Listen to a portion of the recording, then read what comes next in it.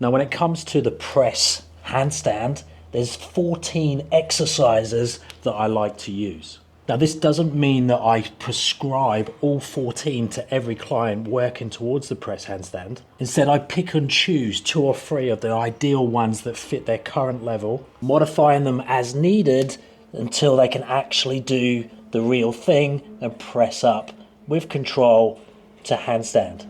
Today I'm going to take you through those 14 exercises, and then you can pick the ones to help you to your press handstand. Number 1, let's look at the Freestanding Eccentric. Now, the Freestanding Eccentric is an amazing press handstand exercise that is nearly complete.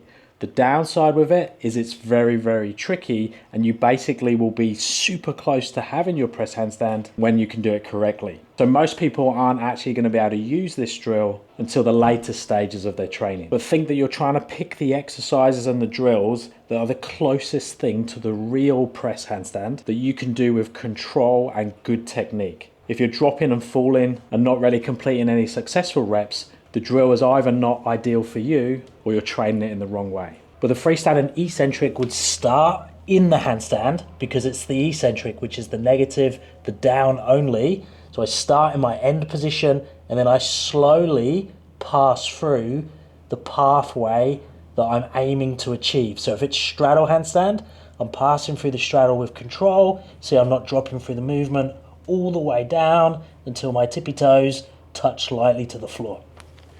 Now, I can do that really well because I can press handstand easily. But when you're learning that movement, you might find that it's going to be a little bit more clunky. You might not have a super strong catch, but it should be good enough to catch the handstand.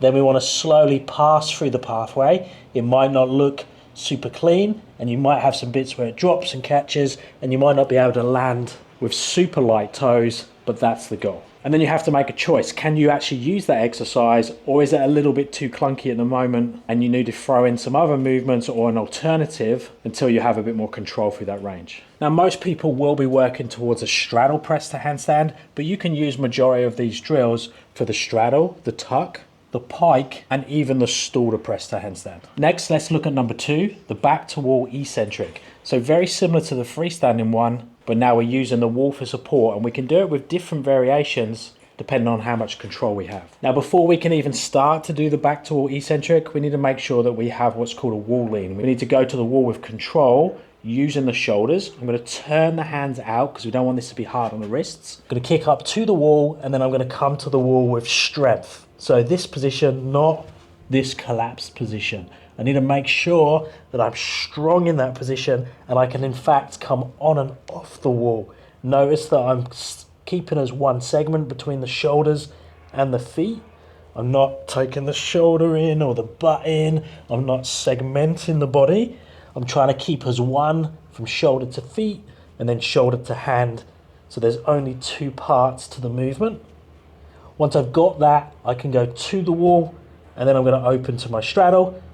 I'm going to roll down the wall, so butt to the wall first, then low back, then mid back, and then upper back, and ideally come down with super light toes to the floor, which is exactly how we done it freestanding. So a full range of motion, starting in the handstand, slowly rolling down, articulating the spine until I can lightly touch the floor at the bottom. Now, depending on your flexibility and skill, you're going to have to mess around with how far away from the wall your hands need to be. Further I'm away, the easier it's going to be, but the harder it's going to be from a strength point of view. So now if I'm this far away from the wall, this is way harder. You can see my arms want to bend, but look, it's much easier to do this and come down because I have all of this counterbalancing the hips and the legs on the other side. But I'd highly recommend you get as close to the wall as you can with your hands. Try and push up and make it more about being in a stacked handstand and less being in a planche position, because normally what happens is the more our hands are further away from the wall, the more we're pushing into the wall. So then when we take the wall away, you're going to collapse. The more my hands are closer and I can push up into the handstand, the easier it's going to be to move away from the wall and the easier it is on the body. Now, if your mobility is not so great, you might need to use bendy legs as you come down, which also helps round through the back to get down to that position. Now, if you're closer to the freestanding version, but not quite there yet, you can do this wall version, but just use the wall a little bit. So I can start in my handstand, so maybe here, come off the wall, open to straddle, start to roll, but I might touch the wall here a little bit, there a little bit, come off the wall, on the wall, until I touch. So I'm just using it just a little bit as I come down. So that's a great one if we're getting close to the freestanding version. Number 3, let's look at the chest to wall eccentric. So exactly the same as the back to wall and the freestanding, but now we're going to turn around so that we are chest facing the wall. And now I'm going to pass through my handstand, down through that pathway, all the way until my toes kiss the floor again. Now again, I make that look easy because I can do the real thing. But in reality, when we do this one, we're going to run into a couple of challenges. Number 1, how much range or movement we have, or space between the hands and the wall, needs to fit our current mobility and range. So if I don't have very good flexibility and I take my hands super close to the wall, now when I come down, it's going to send me off in this direction and I'm eventually going to face plant. So you need to make sure that your hands are far enough away from the wall to allow you to get your legs down. But then the next challenge is we get to a certain point with our feet and our feet actually have to come off the wall. So you'll see a lot of people try and do this drill and they have nice control when they're using the wall, but when they get to here, they move very fast because that part here from the feet to the floor is really, really challenging. So if you are dropping through that last part, you need another exercise to fill that gap or use a different exercise completely. Next, let's look at the jump to handstand. Now the jump can be classed as a press handstand exercise, especially if we try and mimic the pathway, and it allows us to bypass any position that we're getting stuck with. So if I can't press here and I can't get off the floor, what I can do is I can use a bit of momentum to help me get past that sticking point. The momentum is going to come from the jump. So my shoulders stand on top of my hands, I drop the hip a little bit, now I do a jump, pass through my straddle, finish in the handstand. If I tie that in with a slow eccentric, we've got a nice press handstand drill. The risk here is that we bypass and we actually don't make it look like we're doing a press handstand and it's just more of a jump, and we're never getting any slow time under tension through that range. So we want to mimic the pathway of the press as close as we can with just enough momentum to take us through, and then think of that as a dial that you slowly turn down in terms of the energy, the momentum you get out of the jump, until eventually it's super close to a press and you're just using a little bit of jump to take you through. And that takes you to the next one really nicely, which is the kneeling jump. And the kneeling jump is again a fantastic drill for it because it really sends you up into the handstand instead of over. So if I place my thumbs by my knees and then look as I extend up, pass through the straddle up into handstand, I used a little bit of momentum to help me, but it sent me straight up. And most people are going to need to use a lot more momentum to get up, but you can see how it's taken me through the pathway, and I could add in an eccentric on the way back down. I can do these back to wall.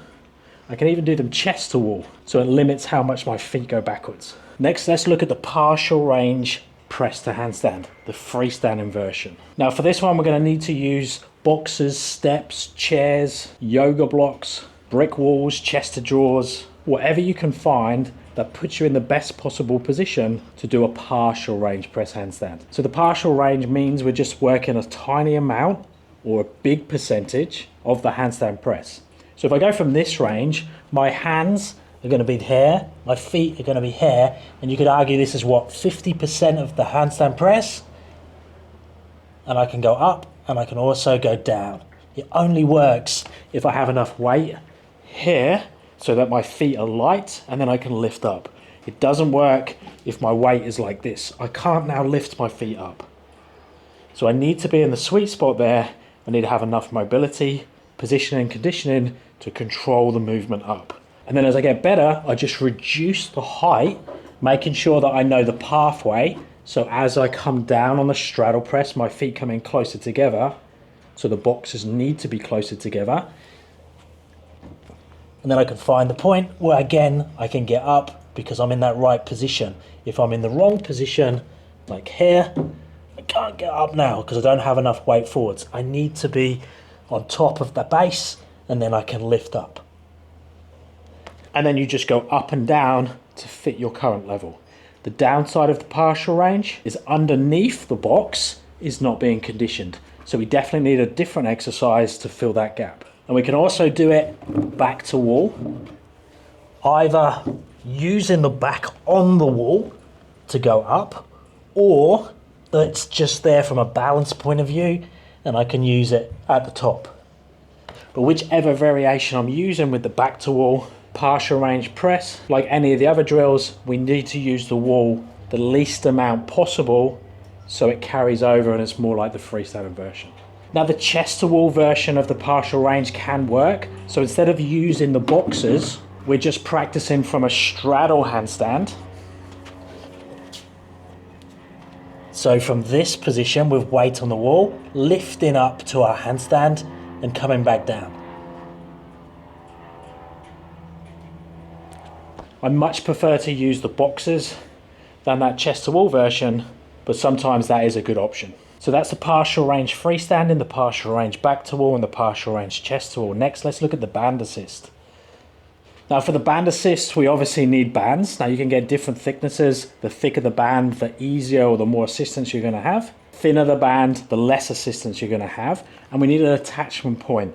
The higher the attachment point, the more assistance you're gonna have. The lower it is, the less you're gonna have it. So you can combine bands, height of the attachment point, and also the position, how far you are away from it, to help you more, to help you less. But the same as the wall, we want just enough to help us and try and minimize that as much as possible as we progress. So I'm gonna loop the band over this bar. I'm gonna place the band on my hips and lean forwards. So in this position, the band is trying to lift me up in that direction. Now what I don't wanna do is come over here and then try and get the band to help me, because see how it's pulling me backwards in that direction. We actually want the opposite to happen. So I wanna be this way, and look, I'm gonna run into the wall. So I'll actually be better off setting up this way round, and I want the band to take me up and slightly forwards to counterbalance the hips and the legs. So I'm gonna come here, up onto tiptoes. I might not be able to get off, so I go back a little bit further into that position. Now the band's gonna help me. Now the downside of this one is at the top it gets very sketchy because the band's gonna pull you around in different directions. You get caught up in the band, but it's a fun way to feel that initial float. But I very rarely, if at all, program this. But I might add it in as some fun and to get people just to feel the movement. Number 10, press floats. Rainbow. Now I'm a big fan of press floats, so I'm going to place the hands down on the floor. I'm going to put lots of weight into the hands, and then I'm going to transfer. So now I've got all my weight in my feet, and I'm going to transfer weight up and forwards into tiptoes, see if I can float my feet and come forwards. I can then just keep going like this and moving forward. So it's getting me used to lifting and transferring that weight. You can go forwards, you can go backwards, and if you need to, you can just add in a little bit of a jump to get used to going up. If you're closer towards the press handstand, you can take the legs out to the side. So as I go up, I go out, and if I get very good at it, I can go out and clap the feet, or even practice it with flat feet. Floor press, great mobility, gets you to understand the movement, and a great one to do that doesn't load the hands, the shoulders, the upper back so much. And it's more about the articulation of the spine, the pathway of the legs. So I'm going to mimic a straight handstand. So I'm holding onto the wall there, or I could have my hands flat against the wall, or I could just be like this. Holding on something does make it a little bit easier because I can anchor it. So I'm going to go from the straight handstand to lift up to that position. So I'm going to push my low back into the floor, like a hollow body position. I'm going to come out to straddle handstand. Now as I come out to straddle handstand, I go as far as I can, making sure my low back is pushed into the floor. Now the butt comes up but the low back's still in, and I pass through the pathway of the press handstand and try and finish where my hands are. So see, I've got to my hands there, and then on the way back, I do the same thing. So I'm trying to keep my feet as close to the floor as possible, so it mimics the pathway, stacking on top of the hands on the shoulders. What we don't want to do is this, and come up really high in that position, because that's not mimicking the press, because that's actually expanding the body out where we want to compress it. And like I say, it's harder if you don't hold on to the wall like so. You might need to bend the knees, frog up. You might need to put your hands down here. But try and mimic the pathway of the press as much as possible. Now the next ones are more mobility focused, but super important again in terms of the press handstand. And think of it as movement, not just flexibility positions. So strength through movements that specifically carry over to the press handstand. So I'm standing in a straddle position. I'm going to drive the hip backwards, take the head and shoulders down towards the floor, and then back up again, using the hamstring, using the glutes, using the hips to open up into that position, and back down again, trying to get as much range as I can, weight back into the heels at the bottom, opening up at the top. That's the standing straddle good morning. We're lengthening the spine as we come down, and then we're using the hip to come back up, increasing that range of motion in the straddle position. A very similar one, the straddle up. We drive the weight back in that straddle good morning position, but now we place the hands down behind us.